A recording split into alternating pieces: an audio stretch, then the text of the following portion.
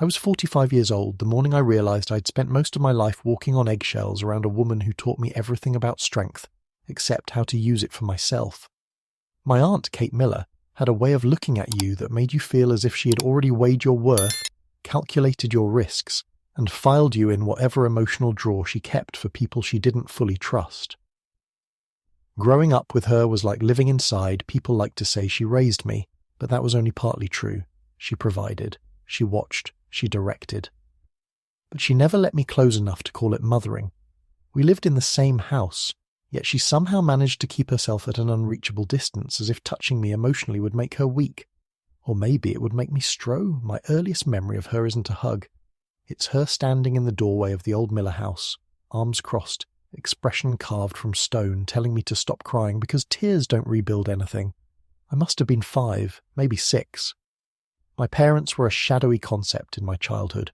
Half-whispered stories, inconsistent details, and the vague suggestion that they were gone too soon, an I sigh.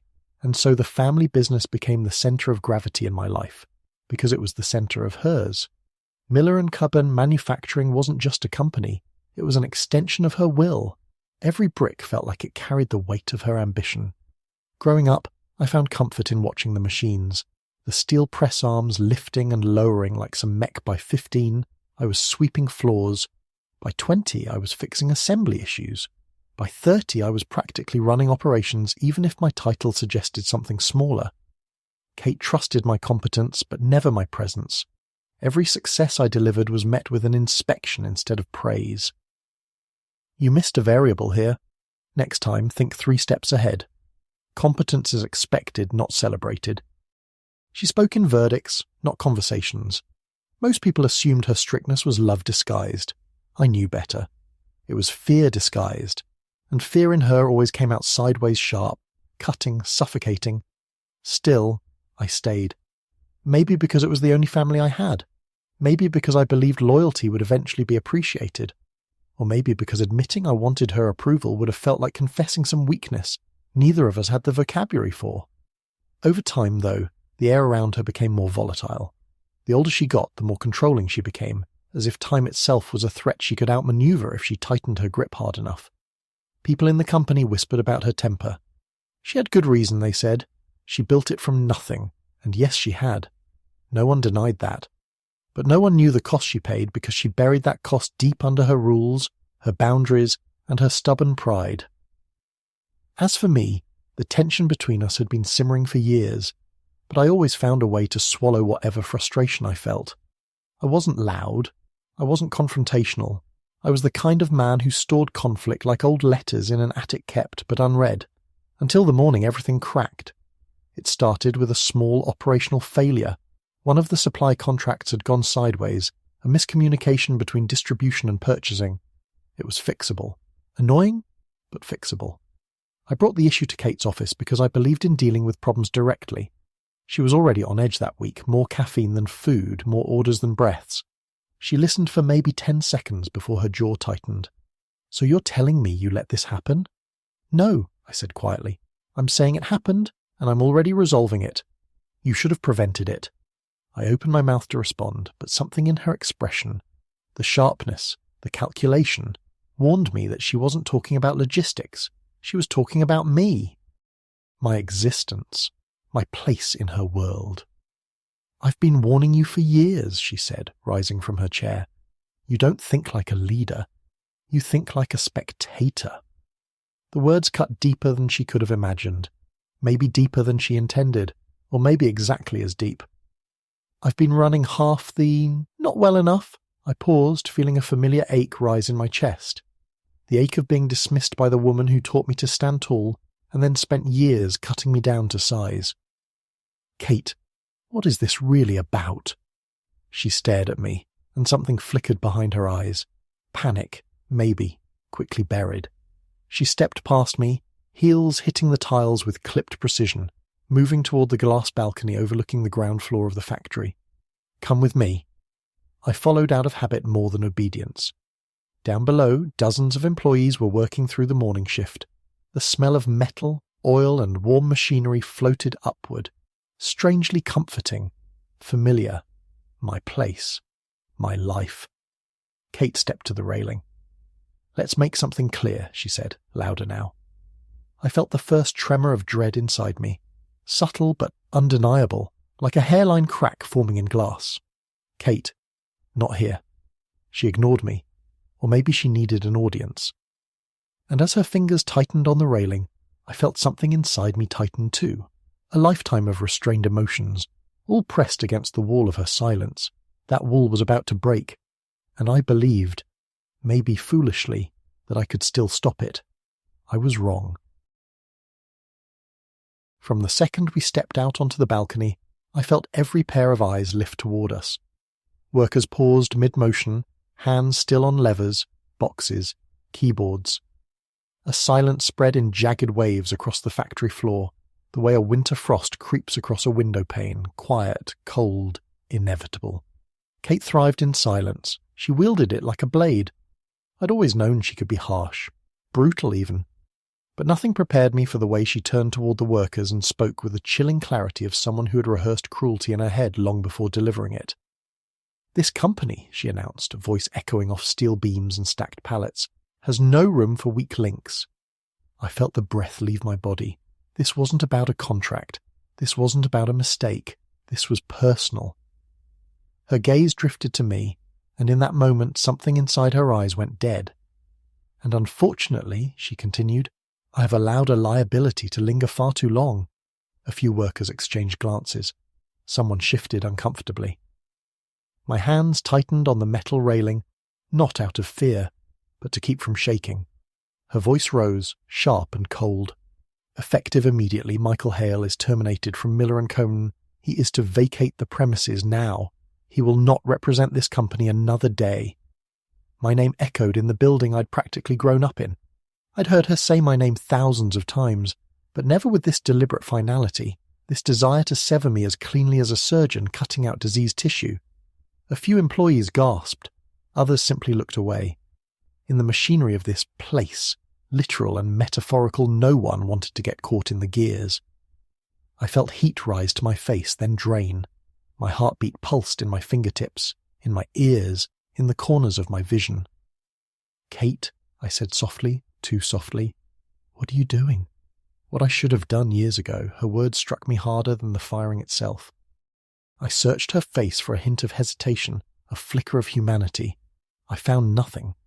Her jaw was set, her shoulders rigid, as if she had locked herself into this cruelty to keep from unraveling somewhere deeper. "You're making a mistake," I whispered. But even as I said it, I knew she wasn't. This wasn't a mistake. This was a purge. "A mistake?" she repeated, incredulous. "You've coasted off this company, off my sacrifices, off my name." "My name?" I interrupted before I could stop myself. "Hale. My name is Hale." People below pretended not to listen, but everyone heard. "You are nobody without this place," she snapped. "And without me." The railing felt suddenly cold beneath my fingertips. Nobody. The word dropped into me like a stone in deep water. Not because it was true, some part of me knew that, but because it came from her. The woman who raised me with discipline instead of warmth, structure instead of comfort. And yet, despite everything, I had always believed she kept me close for a reason. I believed I meant something to her, even if she never said it. But in that moment, she peeled away whatever illusions I'd clung to. She wanted me gone, erased. I stood there, exposed in front of people who had known me for decades, people whose weddings I had attended, whose kids I'd watched grow up, and now they watched me too carefully, too pityingly, as if waiting to see whether I'd break. But I didn't. I couldn't give her that satisfaction. I swallowed hard, my voice steady even as everything inside me splintered. "If I walk away now, I won't come back." "That's the idea," she said. Her arms crossed, defensive, brittle, and for a fleeting second I thought I saw something behind her eyes. Not regret, not softness, something closer to fear. But it vanished before I could process it. "Security will escort you," she said. I shook my head. "No, I'll walk out on my own." I turned, each step heavy, mechanical. The building blurred at the edges, the clang of machinery, the hum of conveyor belts, the faint smell of heated metal. The world had tilted, and I was moving through it in slow motion.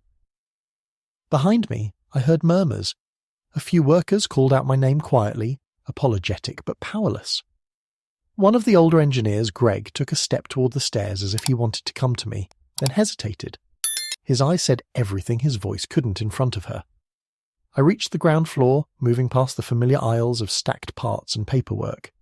Every place my footsteps landed felt like the ghost of a childhood memory. Me running through the factory with toy cars, me shadowing Kate as she inspected new equipment, me sweeping floors in exchange for small nods of approval that felt like rare coins. And now it was all being stripped away with a single public execution. As I walked toward the exit, I felt something strange inside me. Not anger, not yet. It was more like a hollowing and internal collapse, so quiet, so complete, it made my breath catch. The glass doors parted. Cold morning air hit me like a slap.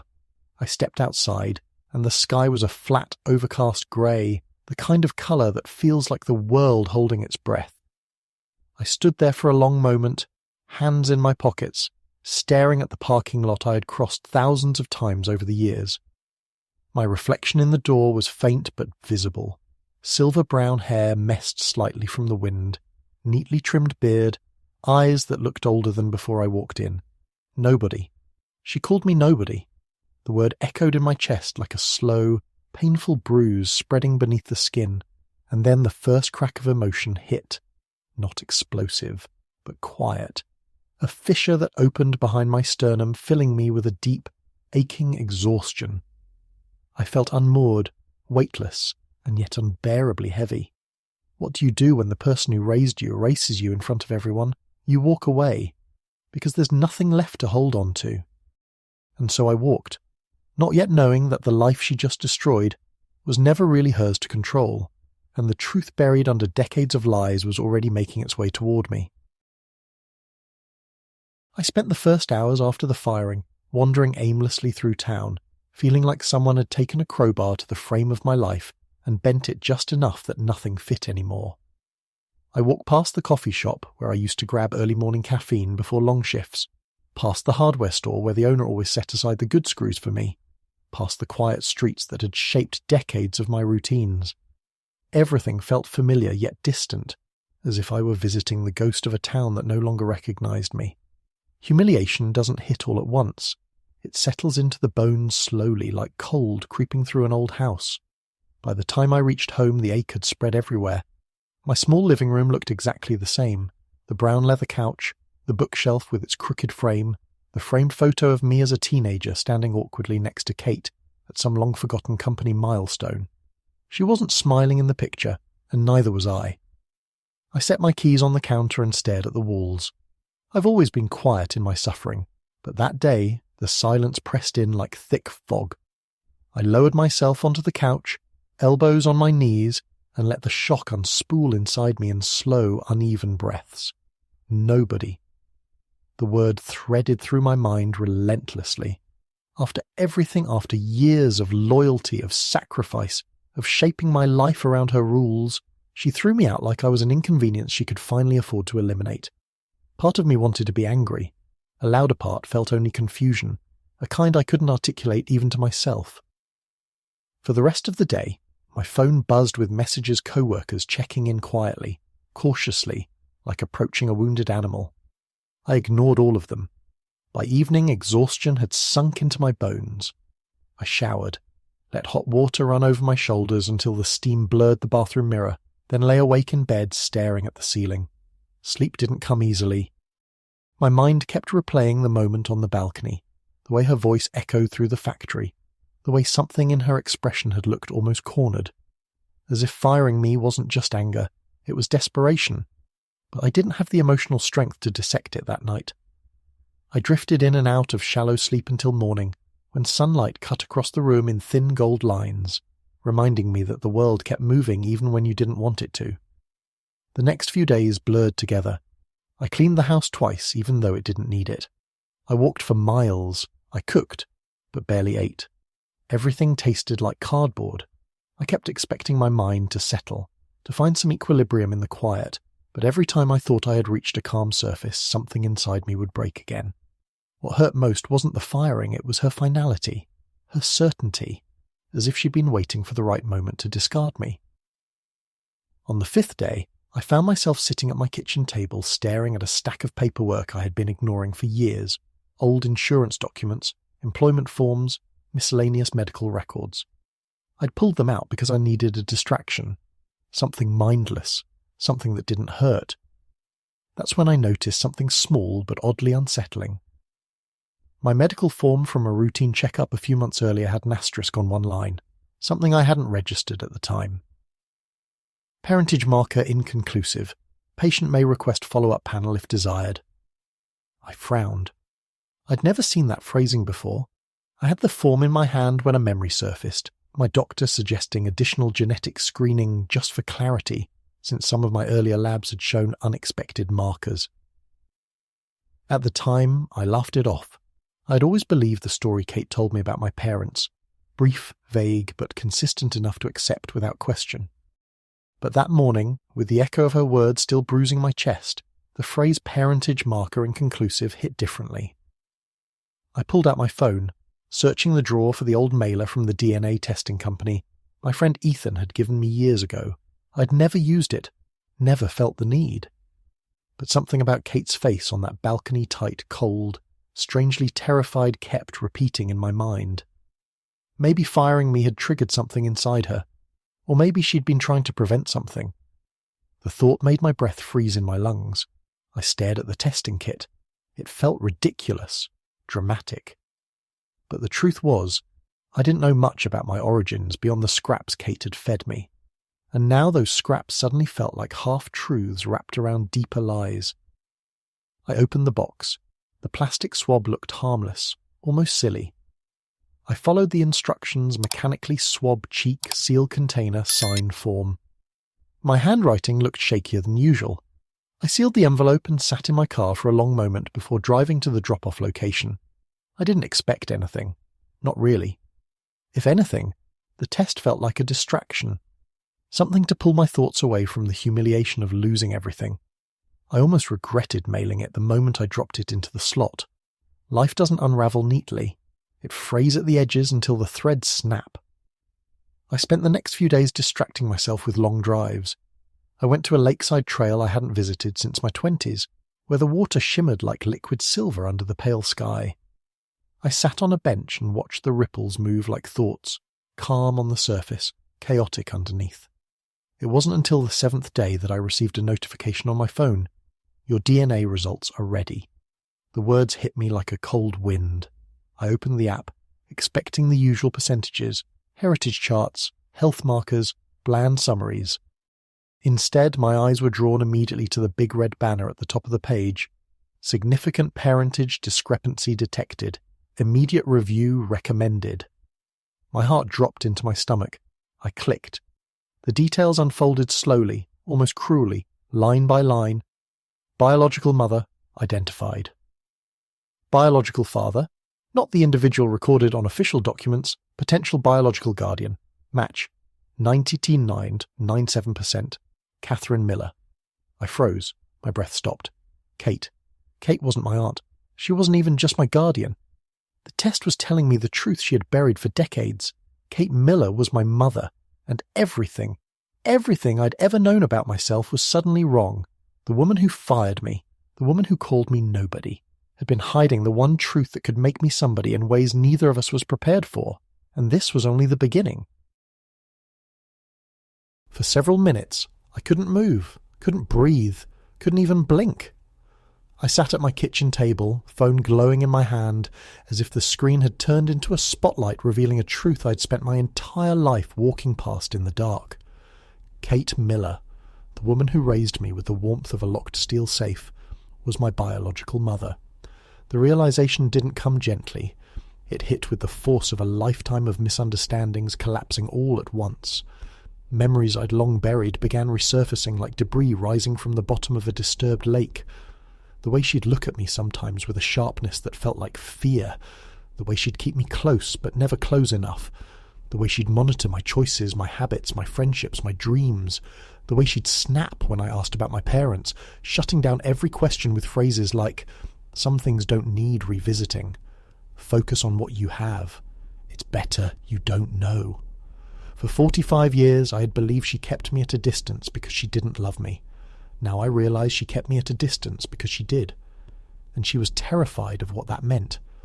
I stared at the DNA document again, rereading the line, potential biological guardian, match 99.97%, Catherine Miller Guardian. A strangely delicate word for what she really was. I scrolled further, and the second shock hit me with equal force. Biological father, data available, not matching any listed paternal records. Possible match, 99.98%, Richard Miller, deceased. Richard Miller, Kate's older brother, the founder of the original Miller branch of the business, the man whose name still hovered like an institution over every corner of the company. My father. I felt my entire body go cold. Richard had died 20 years ago in a car accident. I was 25 then, working late shifts at the factory, still trying to prove myself to Kate. His death had left a scar on the company, on her especially. She didn't speak of him much afterward. I had always assumed the grief was too heavy. Now I saw it differently. Maybe she wasn't mourning a brother. Maybe she had been grieving something far more complicated, far more forbidden, far more dangerous. But the DNA didn't lie. If Richard Miller was my father, that meant the entire Miller estate, the business empire, the assets, the contracts, the land holdings, legally tied to his heir. Not Kate's, not the cousin she trusted, not the board members, not the executives she groomed. Me. I was the rightful heir of everything she owned. I closed my eyes, feeling the room tilt around me. I'd spent my life as the man she treated like a permanent understudy, loyal, quiet, never centre stage, never allowed to lead. She kept me close enough to monitor, but far enough to erase if necessary. Now I understood why. She wasn't protecting the business from me. She was protecting the truth from everyone.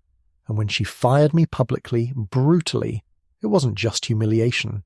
It was panic, desperation, fear that the truth she'd lived in the shadow of for decades might finally slip out of her control. I read the note at the bottom of the report. Legal inheritance implication, high. Consider consulting with a representative. That's when I noticed a phone notification from the DNA company's legal partner, an automated follow-up, offering a complimentary consultation for cases involving inheritance disputes or lineage discrepancies. Inheritance. The word felt foreign, heavy, loaded with consequences I didn't want but could no longer ignore. My hands were trembling when I dialed the number. The call connected to a calm-voiced woman who asked me a series of procedural questions. She explained that under state law, biological lineage superseded informal guardianship arrangements, unless formally overridden by adoption papers or written succession plans. Were you ever legally adopted by Kate Miller? She asked. No, I said quietly. She took me in after my parents died, supposedly. Do you have birth records? Barely. A certificate with my name typed on it. No signatures, no hospital listed. There was a pause on the line, a professional pause, but I could hear the meaning behind it. Mr. Hale, I strongly suggest you consult an attorney. Your case appears to involve hidden or incomplete familial documentation, and given the identified paternity match, you may have a legitimate claim to— Everything? I finished for her. Another pause. Yes, she said. Potentially, yes, everything. I ended the call and sat in my kitchen for what felt like hours. The truth didn't come as a single realization. It unfolded like a long, slow burn. My entire life, Kate had kept her power by keeping me small. But the biology she feared, the truth she buried, was stronger than her rules, stronger than her coldness, stronger than her empire. And now that truth was in my hands. By late afternoon, rain began tapping softly against the windows, the steady rhythm of it matching the storm inside me. I watched droplets race down the glass, tracing their unpredictable paths, merging, splitting, disappearing. Water has no loyalty to shape it moves where gravity pulls it. Maybe I was the same. Maybe I had spent my whole life flowing down the path she carved. Without realizing I had been meant for an entirely different course. That night sleep didn't come easily. When it finally did, my dreams were strange, disjointed flashes. Richard's face in faded photographs, Kate's eyes burning with fury, the factory machines pounding like a heartbeat. At one point I dreamed I was walking through the factory alone at night, lights flickering, the smell of metal thick in the air. I heard footsteps behind me. I turned. It was Kate, her expression unreadable, her shadow stretching long behind her. When I woke, my heart was racing, my sheets damp with sweat. The truth was no longer content to stay inside my phone. It wanted out, it wanted confrontation, it wanted resolution. By sunrise, I had made my decision. I was going back to the estate, not to reclaim anything, not to demand apologies, not even to assert my legal rights. I was going back for answers, answers she had denied me for 45 years, and whether she hated me, feared me, or resented what I represented, Kate was going to tell me the truth, one way or another. I didn't sleep that night. Not because of fear. Fear had burned itself out long ago, but because I couldn't stop turning over each detail of what tomorrow meant. The confrontation was coming, the exposure, the moment when every lie, every deception, every humiliation I had endured would set the groundwork for the truth I was finally ready to reveal. By dawn, I was pacing my kitchen with a mug of lukewarm coffee, rehearsing lines I probably wouldn't even use. I knew Chris would be furious. I knew Lydia would try to twist the story. I knew my parents, who still pretended they were staying neutral, would recoil the second my revelations started cutting too close to their own comfort. But none of that scared me anymore. I'd spent too many years being polite, being patient, being quiet. Tomorrow that girl would die, and the woman I became, scarred, tired, fierce, would stand in her place. I arrived at my parents' house exactly at 3, just like the message they sent. Family meeting, everyone present, no excuses. Usually that phrasing meant I did something wrong, or Chris wanted something, or my parents needed me to talk sense into him. But this time, they were the ones nervous. I could see it instantly. My mother opened the door with tight lips, and her favourite pearl necklace, a sure sign she was stressed. My father hovered in the living room, shifting his weight. And Chris stood near the fireplace with Lydia clinging to his arm as if she expected someone to physically tear him away. I didn't even sit. I crossed my arms and stayed by the doorway. "So," I said, "why am I here?" My father cleared his throat. "We think there's been tension, miscommunication. Your behaviour has been unusual," my mother added. "Secretive, defensive." I laughed under my breath. "You spy on my LinkedIn twice a day. What secret do you think I'm hiding exactly?" My father frowned. "Watch your tone. Watch your accusations," I shot back. Chris stepped forward. "Look, Diana, we know you've been going through stuff, but you're taking it out on everyone. Mum says you're making the family look unstable." "Unstable?" I repeated. "Because I bought clothes with my own money? Or because Lydia mocked me for it?" Lydia straightened her shoulders defensively. "Oh, come on, don't be dramatic. I was just joking. You humiliated me in front of half the bridal party. It was a light-hearted comment. You asked if thrift store clothes smelled like lower class." She didn't answer that one. Neither did anyone else. Typical. My father folded his arms. "Diana, we need unity before the wedding. Drama cannot be part of this week, so we're asking firmly that you tell us what's going on, where you've been going, why you keep disappearing, why you suddenly have money for, well, nicer things." There it was. Their fear wasn't about my well-being. It was about control, about the possibility that I had done something with my life without their permission. I took a slow breath, then another. Then I looked directly at Chris. "You want the truth, all of you? No more miscommunication?" They nodded. "Fine," I said. "Let's start with this. You treated me like garbage for years, all of you, and instead of collapsing under it like you expected, I built something of my own." My mother blinked. "Built what?" I tilted my head. "Do you want the simple answer or the full truth?" "Just spit it out," Chris snapped.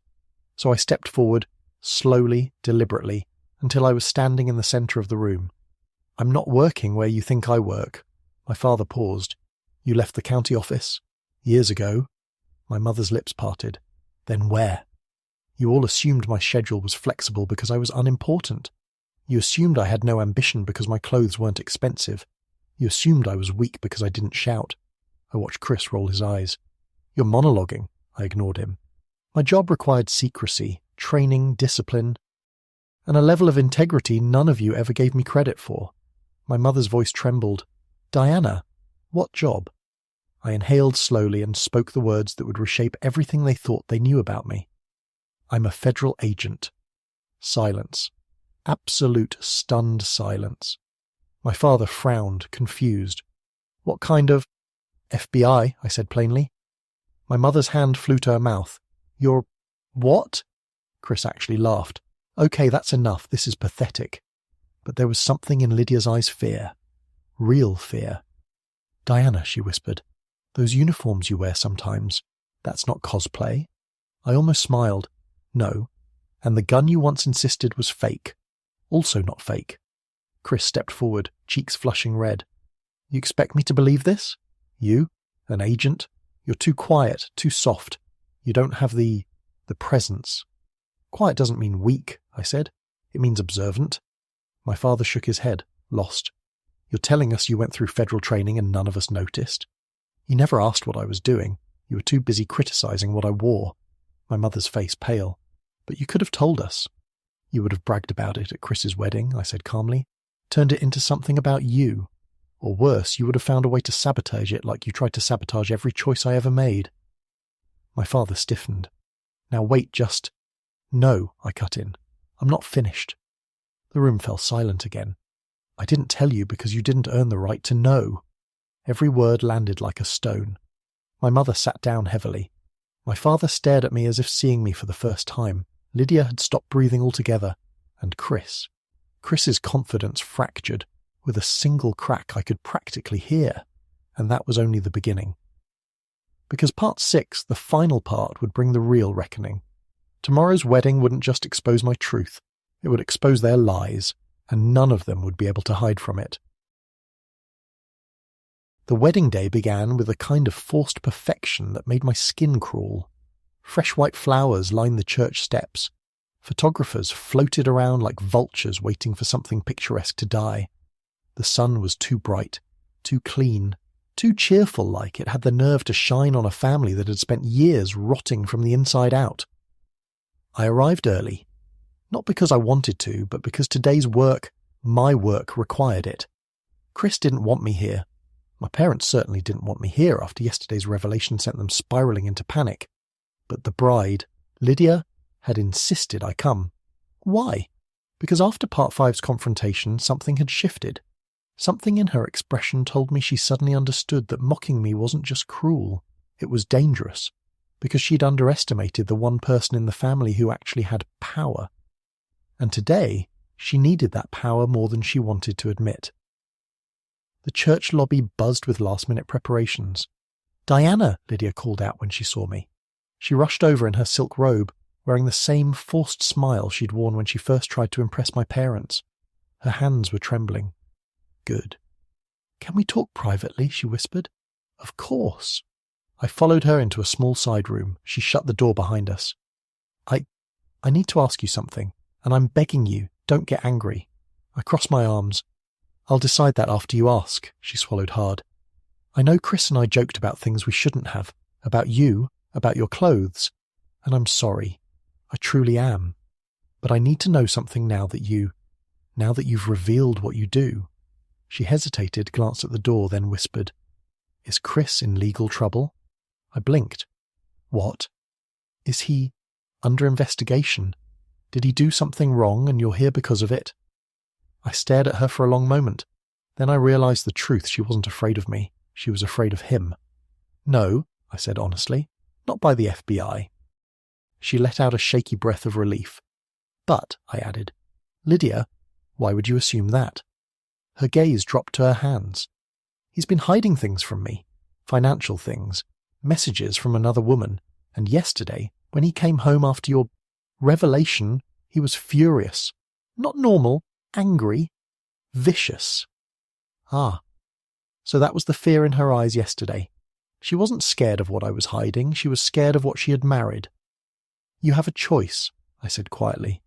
"You don't have to go through with this." She shook her head. "My father, my family, This wedding is already too far along. They'd never forgive the embarrassment. I stepped closer. Lydia, listen to me clearly. Embarrassment is temporary. A bad marriage can destroy your life. Her lip trembled, and then someone banged on the door. Lydia, pictures, now. Chris's voice. Her spine stiffened like she'd been electrocuted. She looked at me helplessly, then opened the door. Chris walked in with the self-importance of a man who believed the entire world belonged to him. He froze when he saw me. His expression twisted. You, he spat. Trying to start drama on my wedding day? Why can't you just disappear like you usually do? Normally I'd walk away. Today, I didn't. Chris, I said calmly, maybe don't scream at your fiancé 15 minutes before the ceremony. He stepped closer. This is your fault. You ruined everything yesterday. You embarrassed me. You embarrassed all of us. Lydia tugged his arm. Chris, please. Shut up, he snapped. Her face fell. My hands curled into fists, but my voice stayed even. That's how you speak to her? He glared. Stay out of my relationship. No, I said. Not anymore. He scoffed. What? You think that badge makes you powerful? It does, I said. But that's not why I'm here. He rolled his eyes. Then what do you want? The truth, I said. Right now, he blinked. About what? You think I don't know why you pushed so hard to get married this fast? Why you kept Lydia isolated from her friends? Why you kept all the financial accounts in your name? Lydia's eyes widened. Chris's face went white. Got him. You've been draining her trust fund, I said softly, without her knowing. The transfer patterns are sloppy, amateur, but I recognized them. Lydia covered her mouth. Chris, he stammered. You're lying. You don't know anything. Yes, I said. I do, and if you raise your voice at her again, I'll show you just how much. He lunged toward me. Stupid move. I didn't even touch him. I stepped aside and let his momentum crash him into the table. He stumbled, humiliated. The door burst open as the wedding coordinator gasped. What is going on? But Lydia spoke first. Her voice wasn't timid anymore. It wasn't shaking, it was steel. I'm not marrying him. Chris jerked up. What? I'm not marrying a man who steals from me, she said, trembling but firm. I'm not marrying someone who screams at me in private and plays perfect in front of everyone. The coordinator nearly fainted. Chris sputtered. This is insane. Diana put you up to this. She's jealous. No, Lydia said quietly. She's the only one here who hasn't lied to me. He pointed at me furiously. You're ruining my life. No, I corrected. You did that yourself. He stormed out of the room, shouting for his parents, demanding someone fix this. But Lydia didn't chase him. She turned to me with tear-filled eyes. What do I do now? I placed a hand on her shoulder. You walk out with dignity. You tell your father the truth. You take control of your own life, and you never ever let anyone shame you again. She sobbed once, nodded, and hurried out to her family. As for me, I walked out the front doors of the church just as chaos began spilling out behind me, yelling, crying, gasps, someone fainting. And standing by a parked car watching the entire scene unfold with shell-shocked expressions were my parents. My father stepped forward.